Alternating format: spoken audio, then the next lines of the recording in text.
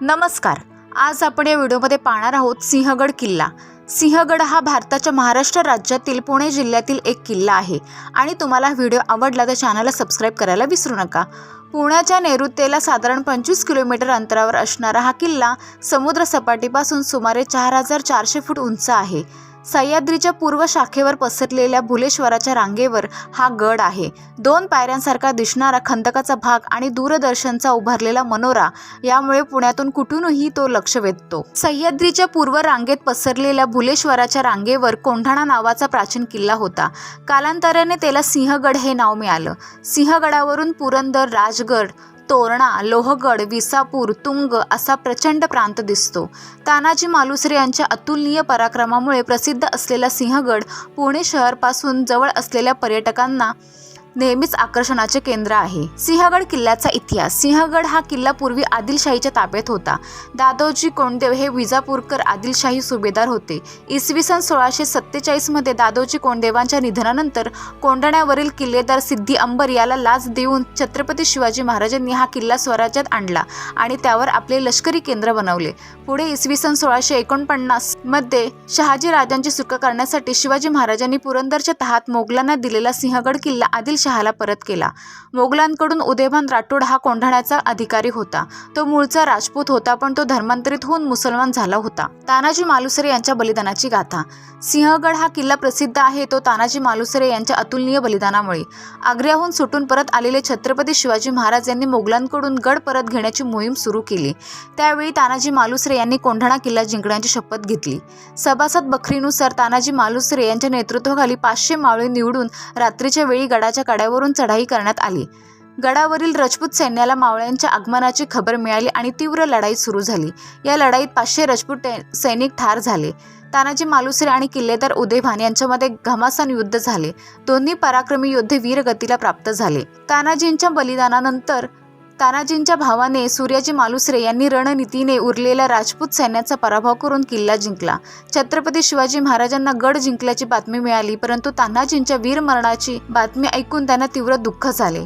त्यांनी हताशतेने उद्गार काढले, गड आला पण सिंह गेला. तानाजींच्या बलिदानानंतर छत्रपती शिवाजी महाराजांनी या किल्ल्याचे नाव सिंहगड असे ठेवले. इसवी सन 1689 मध्ये मोगलांनी हा किल्ला जिंकून घेतला, परंतु 4 वर्षानंतर म्हणजेच इसवी सन 1693 मध्ये मराठ्यांनी तो पुन्हा ताब्यात घेतला. इसवी सन 1700 मध्ये छत्रपती राजाराम महाराजांचे सिंहगडावर निधन झाले. त्यानंतर हा किल्ला पुन्हा मोगलांकडे गेला आणि औरंगजेबाने त्याचे नाव बक्षिंदा बक्ष असे ठेवले. इसवी सन 1705 मध्ये मराठ्यांनी हा किल्ला शेवटच्या वेळी जिंकून घेतला आणि तो स्वराज्यात सामील केला. सिंहगडावरील प्रेक्षणीय स्थळे. पुणे दरवाजा. गडाच्या उत्तरेला हा दरवाजा आहे. शिवकालापूर्वीपासून हा दरवाजा मुख्यत्वे वापरला जात होता. पुण्याच्या बाजूस असलेले असे हे एका मागोमाग एक असे 3 दरवाजे आहेत. त्यांपैकी तिसरा दरवाजा यादवकालीन आहे. खांदकडा. गडाच्या आत प्रवेश करताच 30 ते 35 फूट उंचीचा खांदकडा आपल्या डोळ्यासमोर उभा राहतो.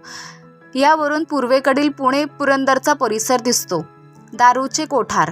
दारू कोठार ही प्रवेशद्वाराच्या उजवीकडे असलेली एक भव्य दगडी इमारत आहे. 11 सप्टेंबर 1751 रोजी वीज पडल्यामुळे या कोठाराला मोठे नुकसान झाले.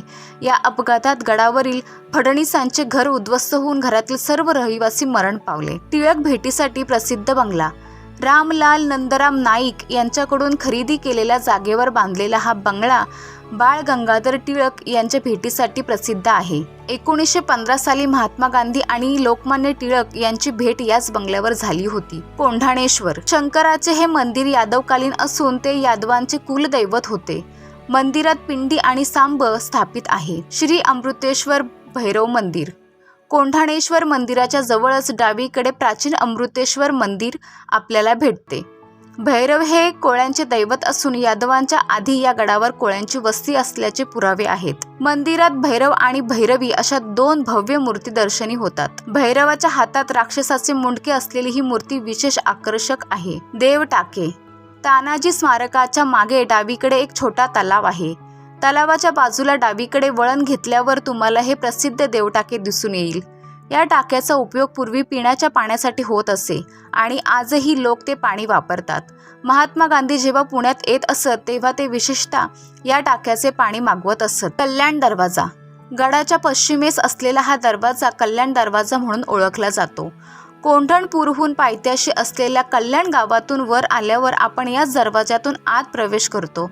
हे 2 दरवाजे एका मागोमाग आहेत. उदयभानाचे स्मारक. दरवाजाच्या मागच्या बाजूस वर असलेल्या टेकडीवर यावे. येथील चौकोनी दगड हे उदयभान राठोड यांच्या स्मरणार्थ बांधलेले स्मारक आहे. मोगलांतर्फे उदयभान हा सिंहगडाचा अधिकारी आहे. झुंजार बुरुज. सिंहगडाच्या दक्षिण टोकाला स्थित झुंजार बुरुज तुम्हाला अविस्मरणीय दृश्यांचा अनुभव देतो.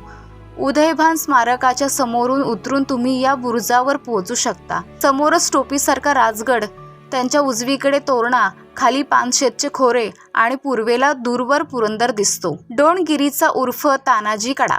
झुंजार बुरुजावरून परत येऊन तटबंदीच्या बाजूस पायवाटेने तानाजी कड्याकडे जाता येते. हा कडा गडाच्या पश्चिमेला आहे आणि येथूनच तानाजीने आपल्या मावळ्यांसह वर चढाई केली होती.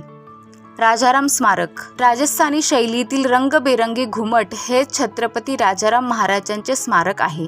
मुघलांशी अखंड 11 वर्ष रणनीतीने संघर्ष करणारे छत्रपती राजाराम महाराजांचे 30व्या वर्षी म्हणजेच 2 मार्च इसवी सन 1700 रोजी सिंहगडावर निधन झाले. पेशव्यांकडून या स्मारकाची उत्तम देखभाल केली जात आहे. तानाजींचे स्मारक. अमृतेश्वराच्या मागे डावीकडे वर जाताना सुप्रसिद्ध तानाजींचे स्मारक दिसते. तानाजी स्मारक समितीने बांधलेले हे स्मारक माघ वद्य नवमीला झालेल्या लढाईत शहीद झालेल्या तानाजींच्या स्मरणार्थ बांधले गेले आहे. दरवर्षी माघ वद्य नवमीला तानाजींचा स्मृतिदिन मंडळातर्फे साजरा केला जातो. सिंहगडावर पोहोचण्याच्या वाटा. सिंहगड किल्ला हा पुण्याच्या नेरुतेला 39 किलोमीटर अंतरावर आहे. गडावर पोहोचण्यासाठी अनेक मार्ग उपलब्ध आहेत. खाजगी वाहनाने तुम्ही पुणे कोंढणपूर रस्त्याद्वारे थेट गडावर पोहोचू शकता. गडावर जाण्यासाठी चांगला रस्ता बांधलेला आहे. सार्वजनिक वाहतूक. तुम्ही पुणे महानगरपालिकेच्या बसने PMT द्वारे स्वारगेट ते हातकरवाडी असे प्रवास करू शकता. हातकरवाडीपासून गडावर पोहोचण्यासाठी तुम्हाला 2 तास ट्रेकिंग करावे लागते. ट्रेकिंग. तुम्ही हातकरवाडी कल्याण गाव मार्गे ट्रेकिंग करून गडावर पोहोचू शकता. ट्रेकिंगची अडचण पातळी मध्यम आहे आणि तुम्हाला गडावर पोहोचण्यासाठी 2 ते 3 तास लागतात. सिंहगडावर राहण्याची आणि खाण्याची सोय. राहण्याची सोय. गडावर राहण्याची कोणतीही व्यवस्था नाही. गडाच्या पायथ्याशी काही हॉटेल्स आणि रिसॉर्ट्स आहेत जिथे तुम्ही राहू शकता. खाण्याची सोय. गडावर काही हॉटेल्स आहेत जिथे तुम्हाला मराठी पदार्थ मिळू शकतात, जसे की झुणका भाकर, भजी, वांग्याचे भरीत, ताक, दही. तुम्ही तुमचे स्वतःचे अन्न आणि पाणी आणू शकता आणि गडावर जेवू शकता. पाण्याची सोय. गडावर देवटाके आहे जिथे तुम्हाला वर्षभर पाणी मिळेल. आणि तुम्हाला हा व्हिडिओ आवडला तर चॅनलला सबस्क्राईब करायला विसरू नका. धन्यवाद.